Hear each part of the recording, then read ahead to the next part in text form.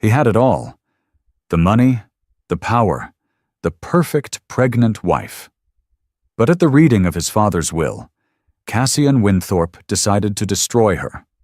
In front of his family and his mistress, he called his 7 months pregnant wife a gold digger and a fraud. He thought he was about to inherit a billion-dollar empire. He didn't realize his father had seen everything. And in the next 60 seconds, the humiliated woman he had just disowned would get the ultimate revenge, and he would lose everything. The nausea that morning had nothing to do with the baby. Lila Hart was 7 months pregnant, and the morning sickness had long since faded, replaced by a dull ache in her lower back and the constant, unsettling flutter of the new life inside her. This nausea was different. It was cold, metallic, and tasted of fear. It was the familiar taste of any day that mattered to her husband, Cassian Winthorpe. She stood in the center of their cavernous, minimalist penthouse. The windows, stretching 20 feet to the coffered ceiling, showed a bruised, purple-gray New York sky. Rain lashed against the glass, a sound that was almost, but not quite, drowned out by the sterile silence of the apartment.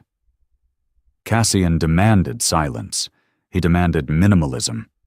He had systematically stripped the space of all her clutter: the vibrant textiles, the stacks of art history books, the cozy, overstuffed armchair she'd brought from her old life.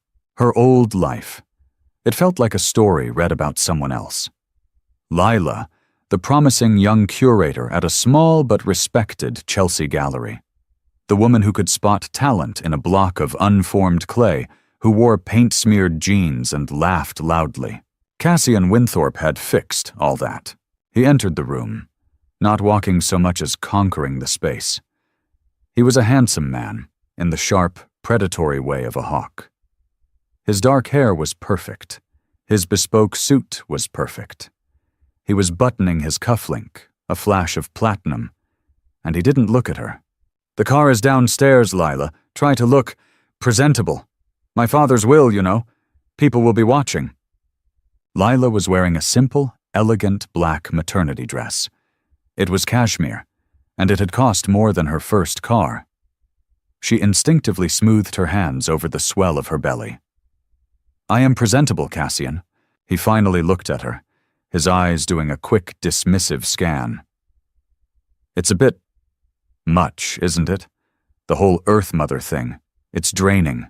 Just stand beside me, nod, and don't talk to the press. And for God's sake, try to look sad. My father just died." He said it like an inconvenience, a failed merger. Edmund Winthorpe, the patriarch, the man who had built Winthorpe Industries from nothing, had been dead for 6 days. Cassian hadn't shed a tear. He'd only complained about the auditors. Edmund had been kind to her. In a distant, observant way. The last time she'd seen him, at a suffocating black-tie gala, he'd pulled her aside. While Cassian networked, Edmund had looked at her with eyes that were far too sharp for a man of his age. "He's all shine and no substance, my boy," the old man had rumbled, not looking at Cassian, but at her. "He breaks his toys. Don't let him break you." Lila had smiled weakly, thinking it was a strange comment. Now she understood it as a warning. "Are you coming or not?" Cassian snapped, already at the door. As she followed him to the private elevator, she slipped her hand into her pocket, her fingers closing around a small, cold object. It was an old-fashioned skeleton key, small and ornate. Edmund had given it to her 2 months ago, pressing it into her palm during a visit. "For the thing you value most," he'd said, his eyes twinkling. "A safe place." She had no idea what had opened. But she'd kept it. A tiny, secret act of defiance. She'd been living in Cassian's gilded cage for 2 years, her wings systematically clipped. He'd convinced her to quit her job. "A wife of mine doesn't work, darling. It's embarrassing." He'd managed their finances, giving her an allowance that he would freeze if she argued with him. He'd isolated her from her friends, calling them uncouth and grasping. Now she was just the pregnant wife, a pretty, silent accessory. The elevator doors opened to the lobby. She saw her, Sophia Rinaldi, Cassian's chief operating officer. Sophia was everything Lila was not. Sleek, sharp, and dressed in a blood-red sheath dress that was wildly inappropriate for a funeral, let alone a will reading. She was not pregnant.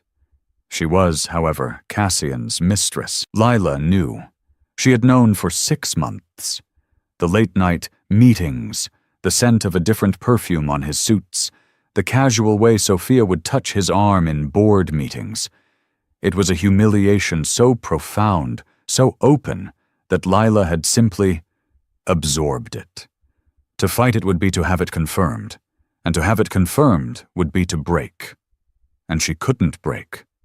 Not now. "Sophia, you're here," Lila said, her voice flat. Sophia gave her a cool, pitying smile. "Of course. I'm essential. Cassian needs me.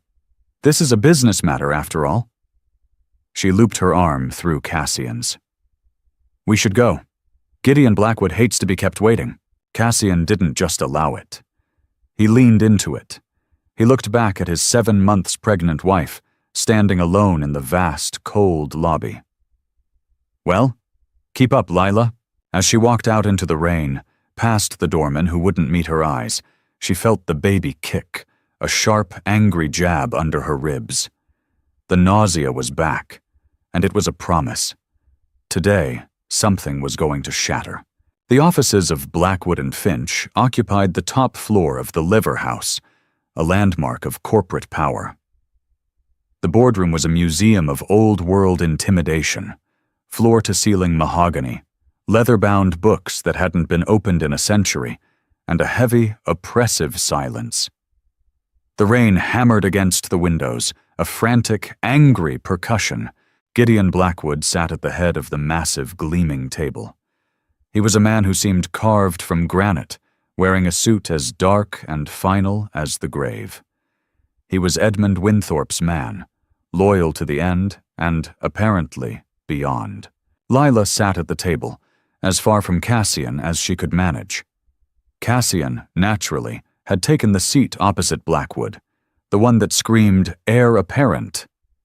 Sophia Rinaldi had taken the seat right next to him, a laptop open, as if she were about to take minutes.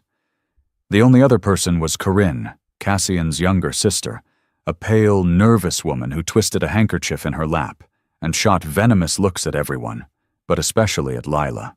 "We are here," Blackwood began, his voice a dry rustle, "to execute the last will and testament of Edmund Charles Winthorpe."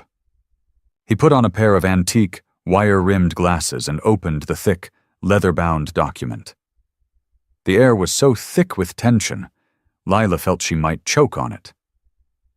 Cassian was vibrating, a low, aggressive thrum of entitlement. He tapped a platinum pen on the table. Tap, tap, tap. "I'll skip the preamble and legal boilerplate," Blackwood said, looking over his glasses. Edmund was not a man for boilerplate. He was specific. Corinne let out a small, choked sob. Cassian just rolled his eyes. "To my daughter, Corinne Winthorpe Wells," Blackwood read, "I leave a trust fund in the amount of $20 million and the house in Telluride. May you finally find some peace, my girl. Your brother is not your keeper." Corinne gasped. It was a generous but not obscene amount. "That's it?" she whispered. "$20 million? Cassian sneered. "Be grateful you got that, sis. You were always a disappointment." "Cassian," Blackwood warned, his voice sharp as steel. Yes, get on with it, Gideon," Cassian said, waving his hand. "Let's get to the main event. The company. Me." Blackwood stared at him for a long, cold moment. Then he turned a page. "Very well. To my son, Cassian." Cassian sat up, a wolfish, triumphant grin spreading across his face. He shot a look at Sophia, who smirked back. Blackwood continued. "To my son, Cassian Aurelius Winthorpe, I leave—" The lawyer paused deliberately, and looked up. "I leave the sum of $10,000. The silence in the room was absolute. Even the rain seemed to hold its breath. Cassian's grin froze, then curdled. "What? What did you say? That's a joke. A typo. You mean 10 billion. I mean $10,000, Mr. Winthorpe. T-E-N. Edmund was, as I said, specific. He also left you his collection of chipped teacups, which he said you would find appropriate." The color drained from Cassian's face, replaced by a blotchy, furious red. He stood up, knocking his heavy chair over. It hit the floor with a sickening thud. That senile old fool!" he roared, his voice cracking. "He's insane! He was senile! I'll contest this! I'll have your license, Blackwood!" "I would sit down, Cassian," Blackwood said, his voice dangerously calm. "I will not sit down!" Cassian was pacing, unhinged, and then his wild, furious gaze landed on Lila. She flinched. She saw the new target lock into place. "You," he whispered, his voice low and menacing. He walked toward her and she shrank back. "This is your fault." "Cassian, don't," Lila said, her voice trembling, her hands flying to her belly. "You did this," he roared, pointing a finger at her face.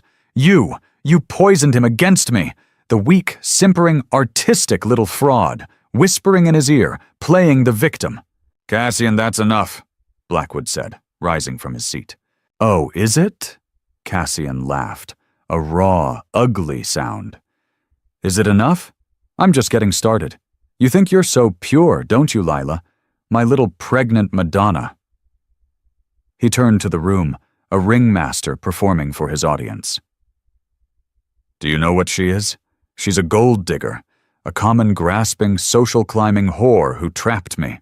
Tears were streaming down Lila's face now, hot and silent. She was frozen in her chair, a pillar of salt. "She probably doesn't even know who the father is," Cassian yelled. "She trapped me, and now she gets nothing. You get nothing, you hear me?" He was breathing heavily, his handsome face twisted into a mask of pure, unadulterated hate. And then he did the unthinkable. He turned to Sophia. He grabbed her hand and pulled her up, yanking her to his side. "You see this woman?" he bellowed, holding Sophia's hand aloft. "Sophia Rinaldi, this is a partner. This is a woman of substance. This is the woman I should have married, the woman I will marry as soon as I get rid of this—" He gestured to Lila's belly. "This parasite." The humiliation was complete. It was so total, so devastating that the air had been sucked from Lila's lungs. She was drowning. Corinne was staring at the table, white as a sheet. Sophia was smiling. She was actually, triumphantly, smiling. Into this suffocating, violent silence, Gideon Blackwood cleared his throat. "Mr. Winthorpe?" Cassian, still breathing hard, spat. "What?" "You didn't let me finish. You didn't let me finish," Gideon Blackwood repeated. The words, spoken quietly, landed with the force of a physical blow. Cassian turned, his face a mask of confusion and rage. "What are you talking about, you old fossil? You said $10,000? "I did," Blackwood agreed, adjusting his glasses. He looked down at the will, his finger tracing the line. "Ah, yes, here we are. To my son, Cassian Aurelius Winthorpe, I leave the sum of $10,000. And here is the part you interrupted, provided he accepts this bequest as his sole and final inheritance, without contest." Blackwood looked up, his eyes as cold as a winter sky. "And should he contest this, or, as I deeply suspect he will, should he fail to show a modicum of human decency to those in this room, said bequest of $10,000 is to be considered null and void." Cassian stared, his mouth opening and closing. What does that mean?"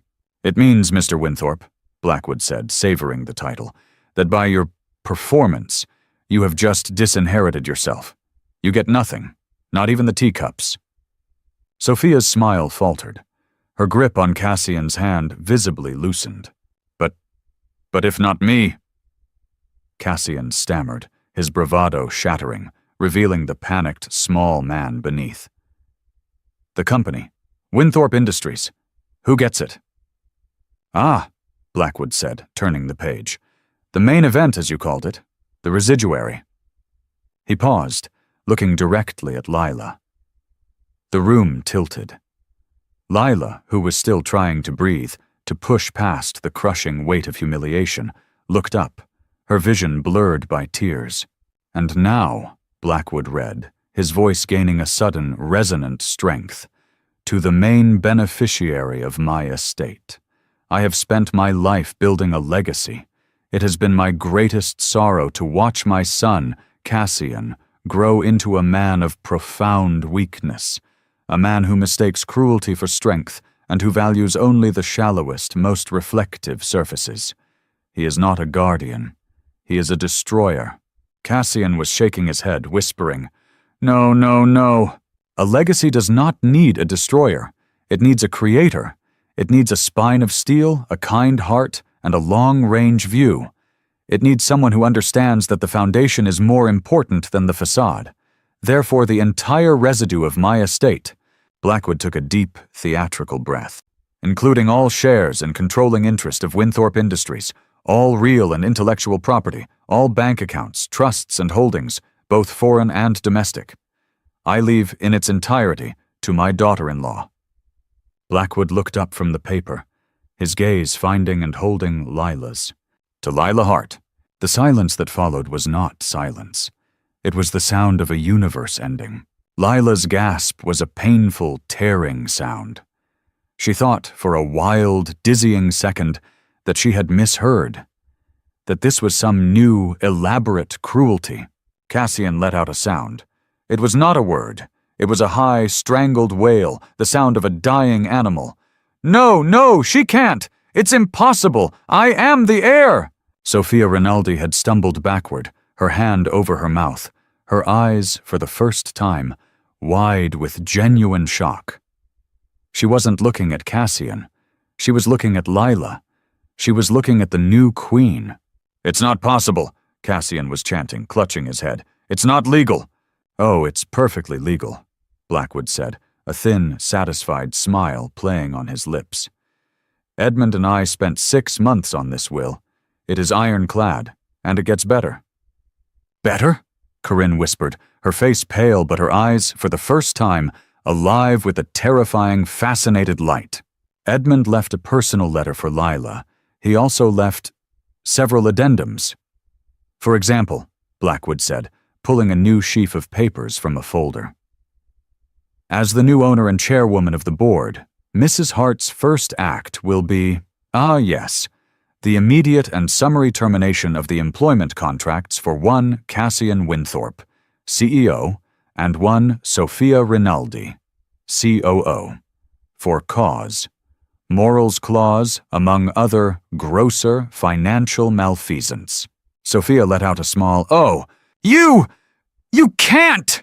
Cassian snarled, lunging for the table. "The board will never— I am the board!" "No, Cassian," Lila said. Her voice was a whisper.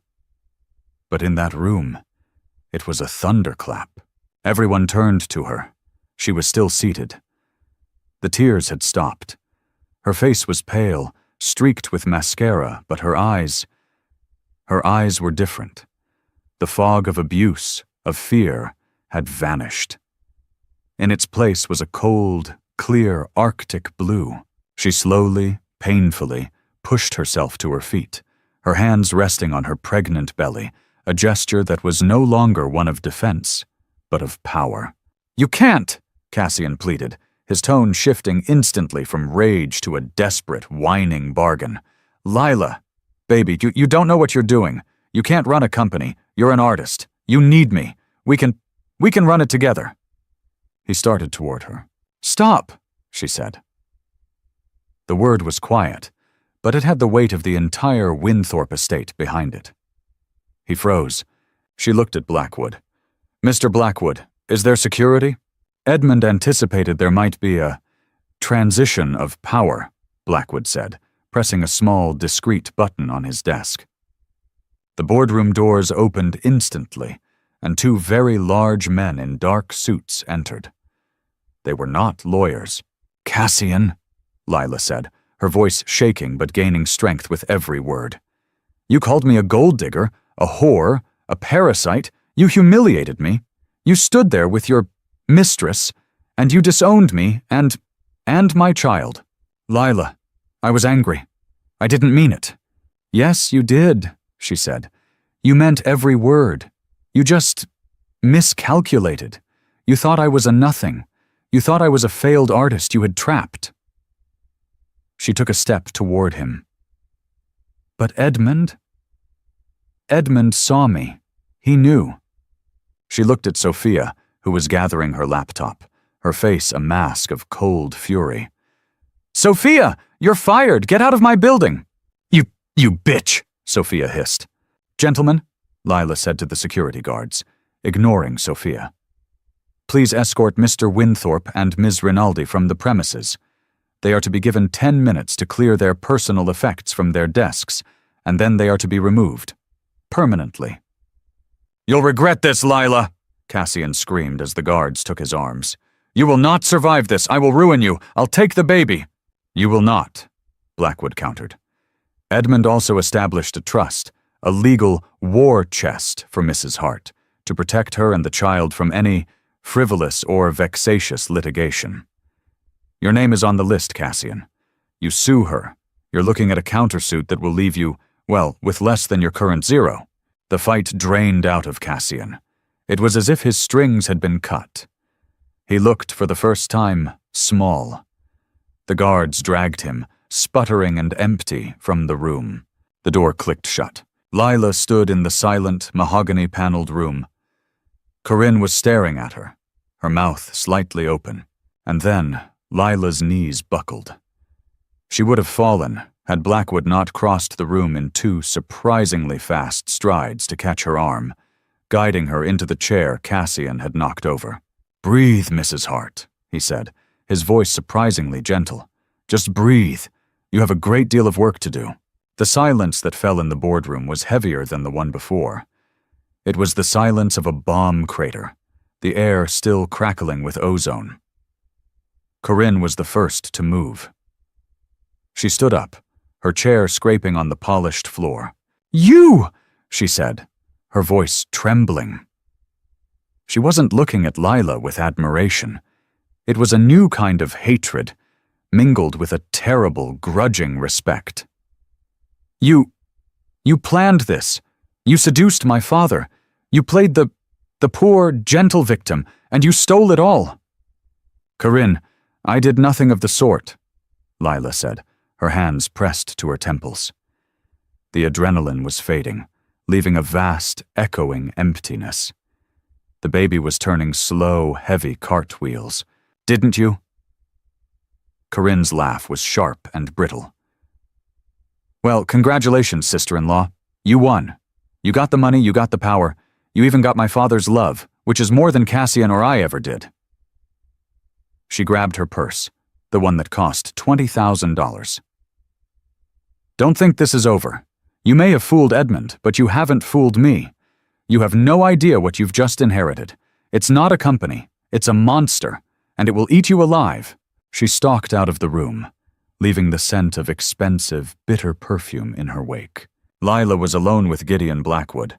"She's not entirely wrong," Blackwood said, pouring a glass of water from a crystal carafe. His hand was perfectly steady. He passed it to her.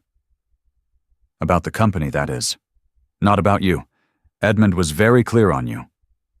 I can't do this," Lila whispered, her voice a raw thread. "Mr. Blackwood, I'm a curator. I know about 17th century Dutch art and postmodern sculpture. I don't know about hedge funds and corporate acquisitions." "You will learn," Blackwood said simply. He sat down opposite her, not as a lawyer, but as something else. An ally? A jailer? "Edmund didn't choose you because you know finance. He chose you because you don't. He chose you because you have character. He said Cassian was all shine, and you were all substance. That was the word he used. He slid a small black phone across the table. It was heavy, new. "This is for you. It's a secure line. My number is the only one in it. Your driver, a man named Thomas, is waiting downstairs. He is not the same driver who brought you here. Thomas worked for Edmund for 30 years. He can be trusted." The penthouse?" Lila asked, her mind reeling. "Cassian, Where do I go?" "You go home, Mrs. Hart," Blackwood said. "The penthouse, the cars, the accounts, everything was in Edmund's name, held in a trust. That trust is now yours." Cassian was, for lack of a better term, a guest in his father's house. His access codes were deactivated. "Oh, about 5 minutes ago." The efficiency was terrifying. This had been a coup, planned with military precision. The ride down the elevator was a blur. Lila walked through the lobby, a ghost in her own life. The rain had stopped, leaving the air smelling of ozone and wet pavement. A black, gleaming Bentley was at the curb. Not Cassian's flashy, obnoxious sports car. This was an older, substantial, elegant machine. A man in a simple black suit held the door. "Mrs. Hart, I'm Thomas." He had kind eyes, wrinkled at the corners. The ride back to the Upper East Side was silent. Lila watched the city stream by, the faces, the lights, the movement. It was all a watercolor, blurred and indistinct. She was in profound, paralyzing shock. When she arrived at the penthouse, the doorman, who had previously ignored her, rushed to open the door. "Good afternoon, Mrs. Hart. A beautiful day." She stepped into the private elevator. The humiliation from Cassian felt like it had happened a lifetime ago, to a different person. The elevator doors opened onto her apartment. Her apartment. It was different. It was no longer silent. The staff, the cook, the 2 housekeepers, all of whom had been hired by Cassian and treated her with polite disdain, were standing in the foyer. They looked terrified. A small, stern woman in a gray dress stepped forward. "Mrs. Hart, I am Mrs. Brandt, the head of household. We were informed of the transition. We serve at your pleasure. The power imbalance." It had just flipped, violently. These people who had watched her be systematically isolated were now hers to command. "Thank you, Mrs. Brandt," Lila said, her voice hoarse. "You may continue with your duties." She walked into the vast, cold living room. Cassian's things were everywhere. His jacket was slung over a chair. His glass of scotch from the night before was on the table. It was the home of the man who had destroyed her, and she had just inherited it. She felt a sudden, violent wave of not just nausea but rage. She walked to the sterile white wall where her favorite painting, a vibrant, chaotic abstract she'd bought from a new artist, used to hang. Cassian had replaced it with a framed, meaningless stock certificate. She grabbed the frame. It was heavy. With a cry that was half sob, half war cry, she ripped it from the wall and threw it to the marble floor. The glass shattered. It was the loudest sound she had made in this apartment in 2 years. The staff came running. "Mrs. Hart!" Lila was breathing heavily. Get it out," she said. The glass, ma'am?" "All of it," Lila said, a wild, dangerous energy filling her. "Get his things out, all of them. His clothes, his toiletries, his ugly, soulless furniture. Pack it. Send it to, I don't care. Send it to a shelter. No, they don't deserve that. Just get it out of my sight. Now." For the first time, Mrs. Brandt smiled.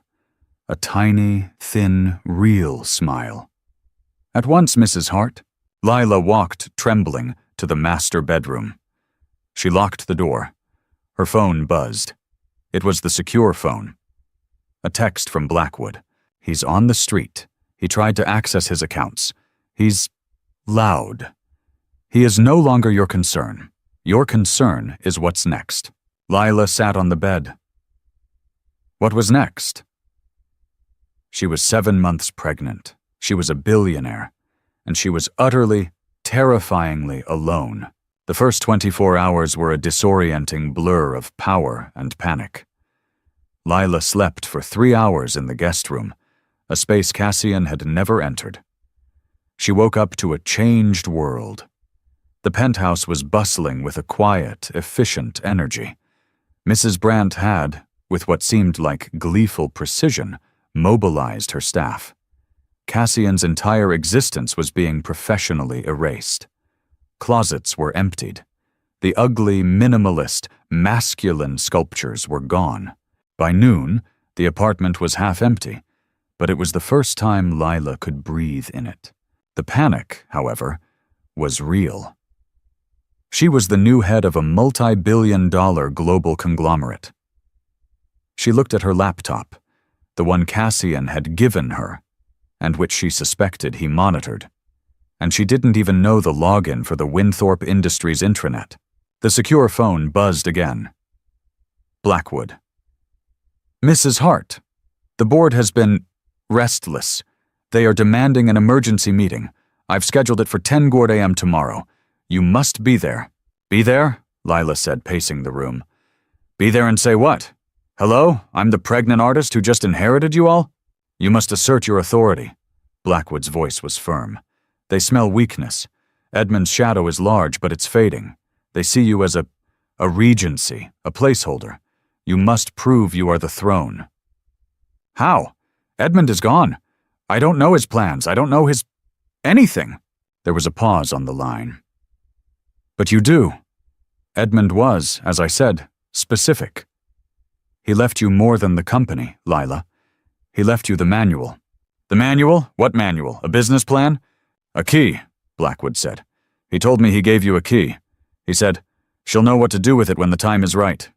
I suggest the time is right. Lila's hand flew to her pocket, the small, ornate key. His study, she whispered. After Cassian's mother died, Edmund had kept his old, pre-war apartment on Park Avenue. He'd never moved into the sterile penthouse with Cassian. He'd maintained his old life, his old study. Cassian had refused to go near it. Thomas will take you, Blackwood said. Go, tonight, before the meeting. Go and find your armor, Mrs. Hart. The ride to Edmund's apartment was different. Thomas drove her in the Bentley. She felt like an imposter, a child playing dress-up. Edmund's apartment was in a building of old, quiet money. The lobby was warm, all dark wood and worn, plush rugs. Thomas used a key to take her to a private elevator. He never let anyone up here, ma'am. Not even Mr. Cassian. The elevator opened directly into the apartment. It was the complete opposite of her penthouse. It was full of books, floor to ceiling, full of art. Real, passionate, chaotic art, not the sterile, investment-grade junk Cassian favored. It was full of life, and there, at the end of the hall, was the study. It was locked. Her hand trembled as she pulled the small key from her pocket. It slid into the antique lock. It turned, smooth as butter. The room smelled of old paper, leather, and a faint, lingering scent of pipe tobacco. It was a sanctuary. And on the massive mahogany desk, there was a single, large, leather-bound journal. It wasn't a business ledger. It was addressed simply to Lila. She sat in Edmund's oversized leather chair and opened it. It wasn't a journal. It was a letter. It was a manifesto. It was, as Blackwood had said, a manual. My dearest Lila, if you are reading this, I am gone, and the first part of my plan has succeeded. I imagine you are in shock. I imagine you are terrified. That is good. It means you are not my son. I also imagine Cassian has revealed himself for the hollow, cruel creature he is. For that, I am truly sorry. I am sorry I raised a man who could hurt a woman like you. She had to stop, a sob catching in her throat. He knew. I have watched you for 2 years. I watched you at dinners, shrinking. I watched you give up your gallery. I watched you dim your own light to make my sun's shallow shine seem brighter. And I watched you hide your spine. You think you have none. I know you have one of steel. I'm afraid, forcing you to find it. I have not left you a company, Lila. I have left you a weapon, and I have left you a map." The next several pages were a detailed, scathing, and brilliant analysis of his own company. He named names. He pointed out the rot. Henderson, on the board. He's a sycophant. He'll be the first to suggest an interim CEO. He's been skimming from the logistics division for a decade. The attached files will prove it. The Project Titan in Sophia Rinaldi's division. It's a ghost. A vanity project designed to funnel money to her and Cassian. Shut it down. It's bleeding us dry, and it's a criminal kickback scheme. It went on and on for 50 pages. He'd been watching everyone. He'd been compiling a dossier. He'd known about Cassian and Sophia. He'd known everything. He hadn't left her a burden. He'd left her an arsenal. The last page was different. It wasn't about business. He will fight you, Lila. He will try to take the child. He will say you are unstable, unfit. But you are the most fit person I know. I have, as Gideon will explain, set up a trust that makes you and the baby untouchable. The inheritance was not just the money, it was your freedom. The money is just the wall that will keep the wolves at bay. Don't be me, Lila. Don't let this company consume the art in you. I made that mistake. I bought art, but I forgot how to see it. You see it. That is your strength. You are a creator. Now go and create a better legacy than I did. Your father-in-law, who is prouder of you than you know, Edmund. Lila closed the book. The tears were gone. The shock was gone. The fear was still there, but it was different. It was a cold, clean, sharp-edged fear. It was the fear one feels before a righteous fight. She picked up the secure phone and dialed Blackwood. "Mrs. Hart?" "Gideon," she said. Her voice new, hard, and clear. "Cancel the 10 a.m. emergency meeting. Reschedule it for 9 a.m., and I'll need you to arrange for Mr. Henderson's arrest. Have the police auditors meet you at the office at 8:45. There was a beat of stunned silence on the other end. And then, for the first time, Lila heard Gideon Blackwood laugh. It was a dry, rusty, wonderful sound. "Yes, ma'am," he said. "Consider it done." The Winthorpe Industries boardroom was on the 50th floor, a glass-walled box that seemed to float over Manhattan. Lila had always found it terrifying. Today, she owned it. She walked in at 8:59 a.m. She was not the weeping, humiliated woman from Blackwood's office. She was dressed in a custom-tailored navy blue maternity dress that was the color of armor. Her hair was pulled back in a severe, elegant knot. Her only accessory was Edmund's journal, which she carried like a shield. The board was already assembled. It was a sea of gray-suited men, and one woman. They were all talking in low, urgent whispers. They hadn't been told about Henderson. When Lila entered, the room went silent. They were all looking at her belly. They saw a weakness, a problem. "Good morning, gentlemen," Lila said, her voice echoing in the vast room. She took the seat at the head of the table. Edmund's seat. A large, red-faced man. Henderson, just as Edmund had described, was the first to speak. He smiled, a patronizing, oily smile. "Mrs. Hart, Lila, what a surprise. We were all so saddened by Edmund's passing. And now this. We didn't expect to see you here, in your condition." "My condition is pregnancy, Mr. Henderson. It is not a terminal illness," Lila said, her voice ice. Of course," he stammered, his smile faltering. "It's just that, well, a company of this magnitude, it requires stability. A firm hand.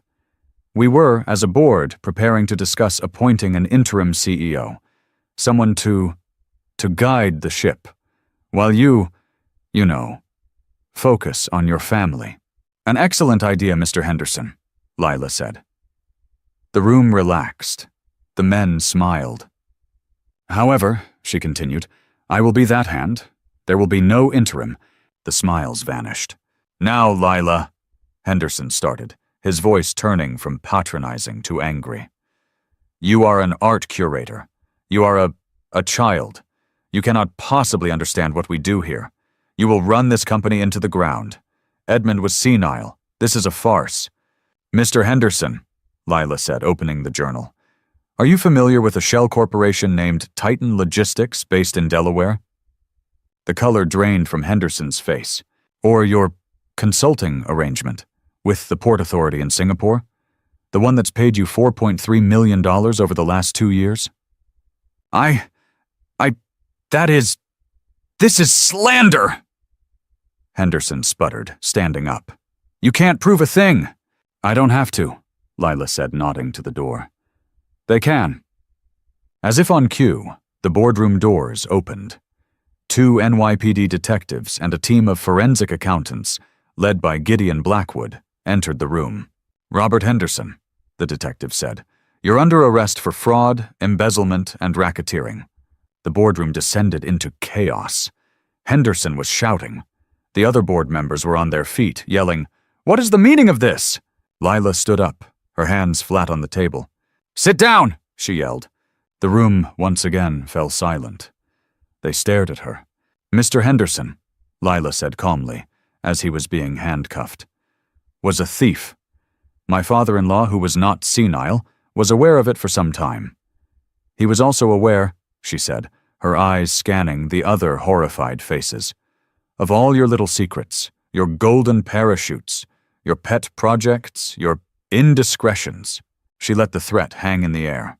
Winthorpe Industries is at a crossroads, she said, her voice ringing with a power she didn't know she possessed. For the last 2 years, it has been mismanaged by Cassian Winthorpe and his COO, Ms. Rinaldi. It has been a bank for their vanity and a cover for their crimes. As of yesterday, they are both gone. She looked at the board, one by one. Project Titan, as of this morning, is dissolved. The entire division is under audit. We are bleeding cash, and it stops today. Edmund Winthorpe built this company on a foundation of steel. It has been corrupted by rot. I am here to cut the rot out. She held up the journal. Edmund left me his roadmap. I suggest you all find your loyalty, to me or to this company, because if you are loyal to anything else, I will find out, and you will follow Mr. Henderson. She looked at the terrified, pale faces. Are there any other motions, any other suggestions for an interim CEO? Silence. Good. She nodded. Gideon, you'll be acting as my interim COO. You all know him. His first order of business will be accepting your resignations, or your oaths of fealty. Meeting adjourned. She turned and walked out of the room, her head held high. She made it to the private elevator before her legs gave out. She leaned against the wall, her entire body shaking, and rubbed her belly. Well, baby, she whispered, her voice trembling. I guess we're in charge now. The private moment was broken by a call. It wasn't the secure phone. It was her old iPhone, the one she'd almost forgotten. An unknown number. Lila? Lila, is that you? The voice was a whine. It was Cassian. Where are you? I'm at the bank. My cards. They're not working, Lila. They won't let me into the apartment. Tell them to let me in. No, Cassian, Lila said, her voice flat. What? Lila. Baby, stop this game. It's not funny. You can't do this. I'll sue you. I'll tell everyone you're crazy. You're having a breakdown. I'll get custody. I'll take my son. I'm not playing a game, Cassian, Lila said, the elevator doors opening to her empty, clean penthouse. You are finished. You are a nothing. You said it yourself, and you will never, ever touch my child. She hung up, blocked the number, and threw the old phone into a wastebasket. She was done with that life. The next 2 months were a brutal, relentless war. Lila worked 18-hour days from the penthouse, with Gideon Blackwood as her field marshal. She was fighting on 2 fronts, stabilizing the massive, unwieldy company and fending off the legal and social attacks from Cassian. He was true to his word. He'd gone to the press, painting her as a hysterical, pregnant, and unstable woman who had stolen her senile father-in-law's company. He'd filed lawsuits, all of which were immediately thrown out by judges who glanced at the ironclad Will and Edmund's war chest trust. Corinne, too, had launched her own attack. She'd tried to rally the shareholders, claiming Lila's artistic approach was tanking the stock. But Lila, following Edmund's manual, had done the opposite. By cutting the rot, shutting down the vanity projects, and arresting Henderson, she had stabilized the company. The stock, after an initial wobble, was climbing. But the stress was immense. Lila was 8.5 months pregnant.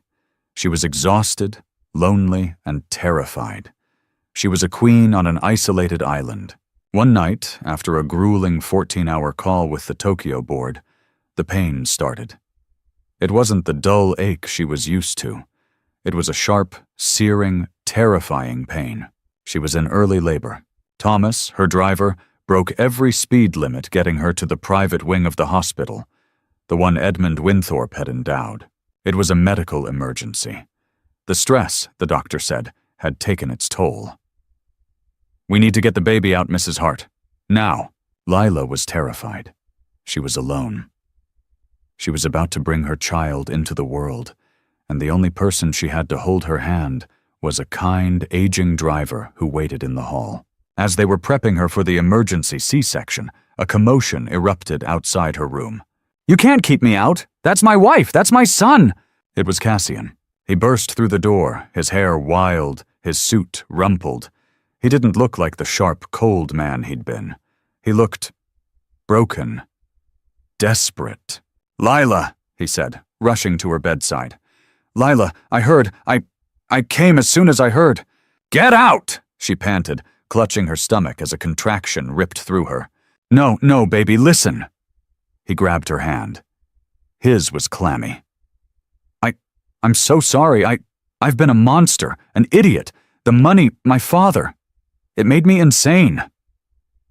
He was crying. Real, actual tears. "I don't care about the company. I don't. I heard you were in trouble. I want to be here. For you, for our son." For one agonizing, vulnerable second, Lila almost believed him. She was in pain. She was scared. The old, programmed instinct to be soothed by him, to need him, flared up. He saw the weakness. His grip tightened. "It's all my fault. Let me make it right. Let me be here. Let me be a father." It was a performance. She knew in her heart it was a performance. This was his last, desperate attempt to get back in. To get to the baby, to get to the inheritance.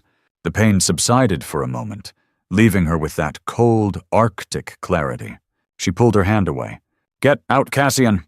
"Lila, please." "You don't get to be here," she said, her voice low and vicious, all her fear and rage and pain funneling into this one moment. "You don't get to do this. You don't get to humiliate me, to disown this child, and then to crawl back and pretend to be a father.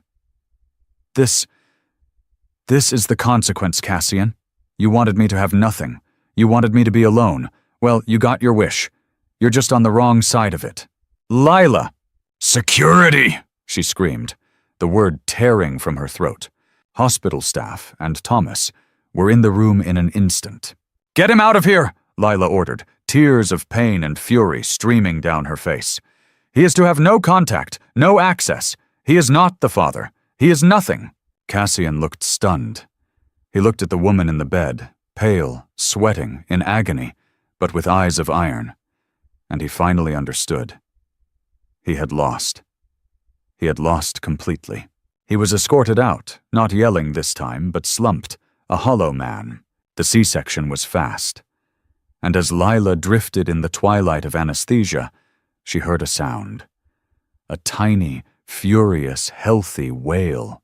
When she woke up, the room was quiet. Gideon Blackwood was standing by the window. "Gideon? Mrs. Hart, you gave us all a scare." "The baby?" she whispered, her heart stopping. "The baby," he said, a real warm smile touching his face, "is magnificent. A nurse brought in a small glass bassinet. Inside, wrapped in a blanket, was a tiny, perfect, red-faced baby. It's a girl," Lila whispered as the nurse placed the baby in her arms. A girl, all Cassian's rants about his son, his heir, and the universe had given her a daughter. She looked at her baby, this tiny creature who had weathered the storm with her. She had a full head of dark hair and a ferocious scowl. "Her name," Lila said, her voice cracking with a love so profound it hurt, "is Rose. Rose Donovan, after my grandmother. She wasn't a Winthrop. She was a Donovan. She was her own." There was a soft knock. Corinne was standing in the doorway, looking awkward and lost. I saw them take Cassian out," she said. "He looked awful." "Good," Lila said. Corinne stepped in, her eyes landing on the baby. "Oh," she moved closer, tentatively. She has my father's eyes." She looked at Lila, her own eyes bright with unshed tears. "I hated you. I hated you because he saw you, and he never saw me, or Cassian. He only saw the company." "I'm sorry, Corinne," Lila said. "Don't be," Corinne sniffed. "He was right. About Cassian, about everything." She placed a small, elegantly wrapped gift on the table. It was a silver rattle. "My 20 million, it's not enough. Not really, but it's mine. The lawsuits Cassian filed, I'm not supporting them. You're on your own. But so am I. It wasn't an alliance, it wasn't friendship, but it was a truce." "Thank you, Corinne," Lila said. Corinne nodded and left. Lila looked at her daughter. Her inheritance wasn't the company. It wasn't the money.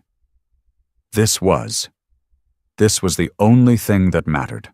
6 months later, the light in the newly renovated Chelsea Gallery was perfect. It was a crisp autumn afternoon, and the sun streamed in, illuminating the polished concrete floors and high white walls. The space was filled with art that was challenging, vibrant, and new. At the center of the room, a woman was directing the placement of a large, chaotic, beautiful, abstract painting.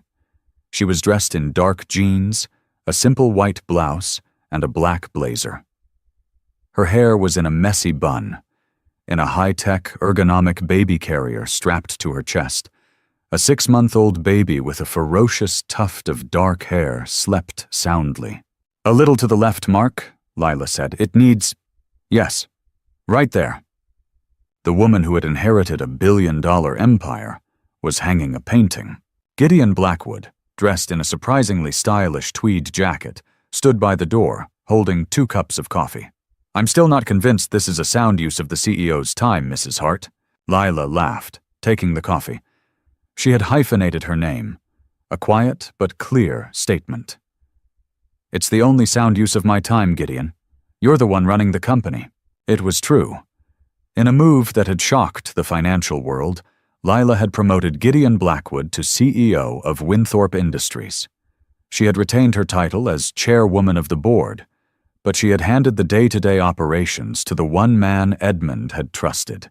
"I am merely executing your vision," Gideon said dryly, "and I must say, the Edmund Winthrop Foundation for the Arts is aggressive." "It's a start," Lila said, sipping her coffee. She had used a significant portion of the company's profits, and her own new wealth, to create a massive charitable foundation. It funded underprivileged artists, reopened community art programs, and, in its first, most controversial move, bought this gallery and given it back to its original curators. She was, as Edmund had requested, creating. "He would be proud, you know," Gideon said quietly, looking at the painting. "He always loved the abstract, said it was the only honest art." "I know," Lila said. The painting she had just hung was her own, the one she had been working on when she met Cassian, the one she had hidden in storage for 2 years. A bell chimed. The door opened. A man stood there, silhouetted against the bright street. He was thin, poorly dressed, and he flinched when Lila turned to look at him. It was Cassian. Lila's blood went cold.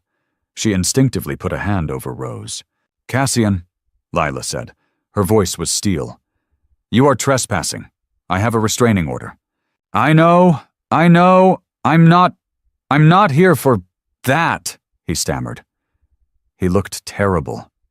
He was thin, his eyes were haunted, and he smelled of stale liquor. The $10,000 had run out long ago. His friends had vanished. He was a ghost. I saw the paper," he said, holding up a copy of the New York Times art section. There was a full-page story on the gallery's opening. On her. I wanted to see it," he whispered, looking at her painting. It's good, Lila, it really is. You were always so talented." This was the final, most pathetic attack. The plea for pity, the last desperate attempt to find a crack. Lila looked at him. The man she had loved. The man who had almost destroyed her. She felt nothing. Not hatred, not anger. Just a vast, empty pity. "It's not for you, Cassian," Lila said.